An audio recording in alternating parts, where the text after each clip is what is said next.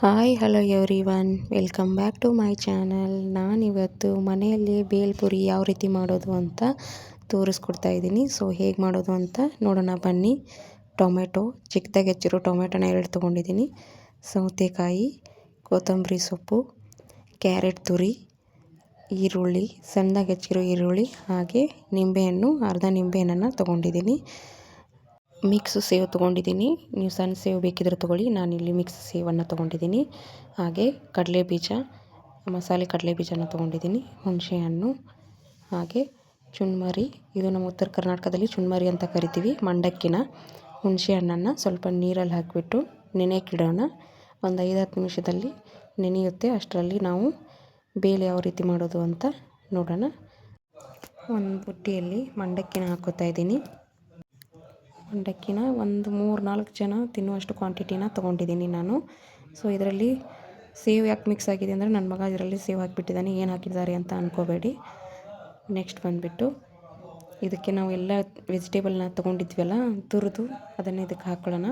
So carrot ತುರಿ, ನೀವು vegetable ಇನ್ನೂ ಜಾಸ್ತಿ ಬೇಕಾದವರು ಜಾಸ್ತಿನೂ ಹಾಕೋಬೋದು, ಇಲ್ಲ ಇಷ್ಟೇ ಸಾಕು ಅನ್ನೋರು ಇಷ್ಟು ಹಾಕೋಬೋದು. ನನಗೆ ಸೌತೆಕಾಯಿ ಫ್ಲೇವರ್ ಇಷ್ಟ ಇಲ್ಲ ಅಂದರೂ ಬಿಟ್ಬಿಡ್ಬೋದು.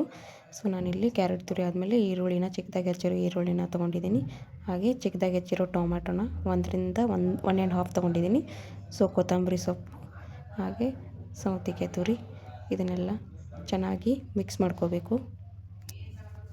ಅದೆಲ್ಲ ಚೆನ್ನಾಗಿ ಮಿಕ್ಸ್ ಆಗಬೇಕು. ಅದೆಲ್ಲ ಚೆನ್ನಾಗಿ ಮಿಕ್ಸ್ ಆದ ನಂತರ ಖಾರದ ಪುಡಿ, ನಮಗೆ ಎಷ್ಟು ಖಾರ ಬೇಕು ನೋಡಿಕೊಂಡು ಹಾಕೋಬೇಕು. ಹಾಗೆ ಚಾಟ್ ಮಸಾಲನ ಹಾಕ್ತಾಯಿದ್ದೀನಿ ಸ್ವಲ್ಪ. ನಿಮಗೆ ಬೇಕಿದ್ರೆ ಹಾಕ್ಕೊಳ್ಳಿ, ಇಲ್ಲಾಂದರೆ ಬೇಡ.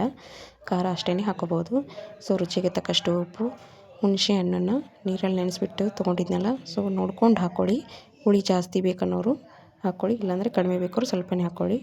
ಶೇಂಗಾ ಬೀಜ, ಹಾಗೆ ಸೇವು ಎಲ್ಲವನ್ನು ಚೆನ್ನಾಗಿ ಮಿಕ್ಸ್ ಮಾಡ್ಕೊಳ್ಳೋಣ. ಅದಕ್ಕೆ ಹುಳಿ ಹಾಕ್ಕೊಂಡಿದ್ದೀವಲ್ಲ ಅದೆಲ್ಲ ಹೊಂದ್ಕೋಬೇಕು ಕರೆಕ್ಟಾಗಿ. ಅದಕ್ಕೆ ಈ ಥರ ಕಲಿಸ್ಕೋಬೇಕು ಅದನ್ನು. ಆಮೇಲೆ ಸ್ವಲ್ಪ ಸಕ್ಕರೆ ಬದಲು ಬೆಲ್ಲನ ಹಾಕೋಬೋದು.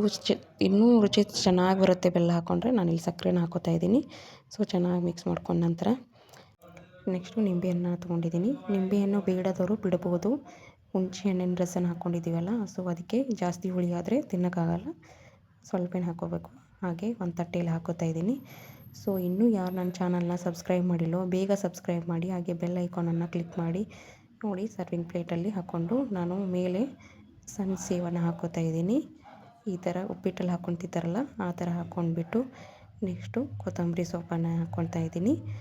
ಈ ಥರ ನೀವು ಮನೇಲಿ ಮಾಡಿಕೊಂಡು ಯಾವ ರೀತಿ ತಿನ್ಬೋದು ಅಂತ ನೋಡಿದ್ರಲ್ಲ. ನೀವು ಇದೇ ರೀತಿ ಟ್ರೈ ಮಾಡಿ. ಹೊರಗಡೆ 40-45 ರುಪೀಸ್ ಎಲ್ಲ ಬೇಲ್ಪುರಿ ತಿಂತಿರಲ್ಲ, ಸೊ ಮನೆಯಲ್ಲೇ ಮಾಡ್ಕೊಂಡು ತಿನ್ನಿ, ಚೆನ್ನಾಗಿರುತ್ತೆ. ಧನ್ಯವಾದಗಳು.